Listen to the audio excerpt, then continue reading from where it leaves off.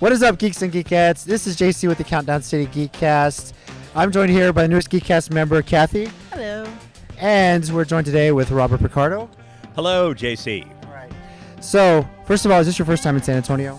No, it is my second time in San Antonio. I came here about 20 years ago to do a small Star Trek convention, and I was asked, I think, my most memorable question by any fan at any convention in 25 years in San Antonio, Texas. What was that question? You remember? Well, it was about 104 degrees plus 100% humidity, and I'd kind of run to the convention center because I couldn't find it. When I got there, I was dripping a little bit, and the way a bald man does, I was all aglow on the top of my head, and a woman raised her hand with a big smile on her face, and she said, "How do you get your head so shiny?" Well, I don't think you have that on your list of questions. So, no. Luckily, you're here this weekend because last weekend was a huge major heat wave. So, of course, I remember your voice I recognized from the Justice League cartoon as a Mazo. What do you enjoy about voiceover work? Is that something you... Yes. First of all, you don't have to bathe. That's great. You don't have to groom yourself whatsoever. No, that's not true. I bathe anyway. But it's you don't have to put eye drops in. How about that? You don't have to dress in wardrobe that other people hand you.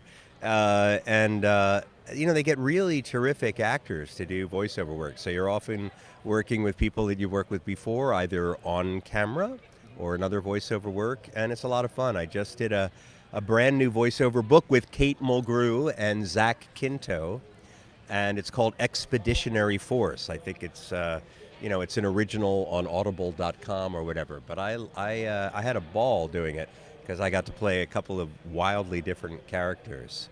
But back in the day when I did the Justice League cartoons, I think I played a Mazo a couple of times. I played Black Hawk. Which you just found out recently when someone brought a comic, right? Yes, well, someone reminded me. Someone brought a Black Hawk comic book and a Black Hawk book, and I went, "Oh, Black Hawk, that rings a bell." He goes, "Yeah, you were Black Hawk," and I went, "Right, yeah, I was." What else? I do the Black Ops video games, the Call of Duty Black Ops. I'm in, I think 1, 2, 3, and 4.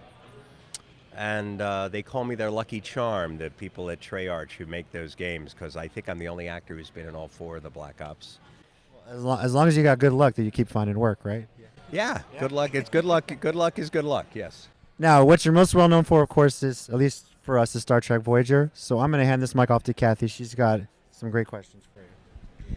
So I think my first question is, what drew you to sci-fi? What drew you to Star Trek, Stargate, all of it?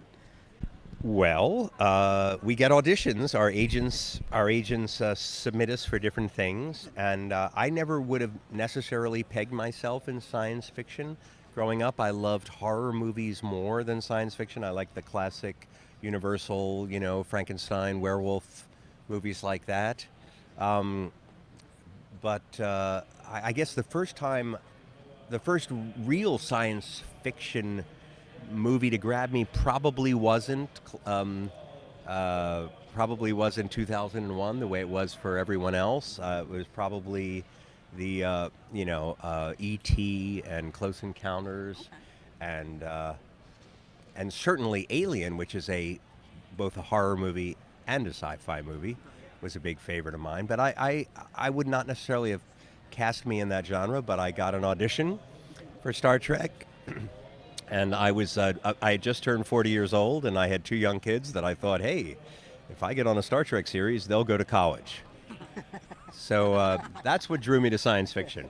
But once I had some success at it, as I said, I wouldn't, I remember auditioning for Babylon 5 and looking at this material going, they're never going to use me in science fiction.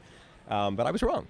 And then once I'd been on Star Trek, the other shows watch each other. So apparently the producers, Joe Malazzi and Paul Muley, wanted me to guest star on Stargate SG-1 because they had been fans of my character. They had me on to be a one-off villain, and then once they decided they liked me, they brought me back, and then they had to paint themselves out of the corner they created by introducing me as such an incredible douchebag. Well, happy Father's Day, by the way. Thank you. I hear you're also a musician. I'm a singer. Yeah. Yeah. I'm not an instrumentalist. I play the guitar well enough to accompany myself. A week ago today, I had my last performance in a very successful off-Broadway musical that's still running with another actor playing my part. But I had to leave before the show finished its extension. It's called Enter Laughing the Musical. I played the father of the lead boy.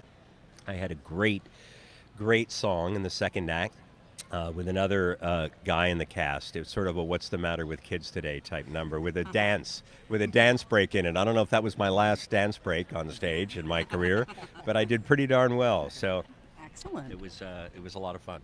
Wonderful.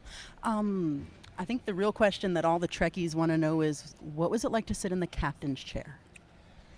Well, I did play the emergency command hologram, so I did get to command the ship partly in my fantasies. The Doctor had a very active fantasy life, if you remember. Once he programmed himself to have the capacity to daydream, he couldn't stop daydreaming, and he imagined himself to be the heroic captain of the ship. That's one of my favorite episodes. And then I actually got to be the emergency command hologram in another episode or two. I remember that the captain's suit they had was tighter than my regular suit, so that was kind of uncomfortable, especially for sitting down. But sitting in the captain's chair is great. It's great to be in the seat of power. Excellent. Is it comfortable? It's poor Janeway never got to sit down. She was popping out of that thing like a toast from a toaster. But but it was pretty comfy. Yeah, it was nice. I liked it. And I think my other question is there anything you wish you'd gotten to do on Voyager that you didn't get to do? Well, other than the obvious with 7 of 9, no, I'm kidding. I remember. I will preface that with a story from the very early on in our run, either late in season 1 or season 2. The other men in the cast were complaining that the Doctor had kissed more women than any of the other actors on the show. And he was not only not a human, he wasn't the leading man type, but I did get to kiss quite a few girls early on. Sadly, that diminished somewhat after the early seasons. So it would have been nice if that had lasted a little longer. I was the first actor from one of the live-action series, the non-animated series, who sold a story idea. So I got the first story credit in one of the Star Trek series before Brent Spiner got a story credit in one of the movies. It was called Lifeline, where the Doctor saves the life of his engineer programmer, Dr. Louis Zimmerman, who's suffering from an illness. And it's basically a father-son drama, except when the son is a technological offspring. And I had another story that I pitched them that I was sad that I didn't get to do, because the Doctor would have met Enrico Caruso. It would have taken place in San Francisco the day before the earthquake, when Caruso was in San Francisco, and the Doctor tries to alter the course of history unsuccessfully, but he meets and falls in love with a suffragette.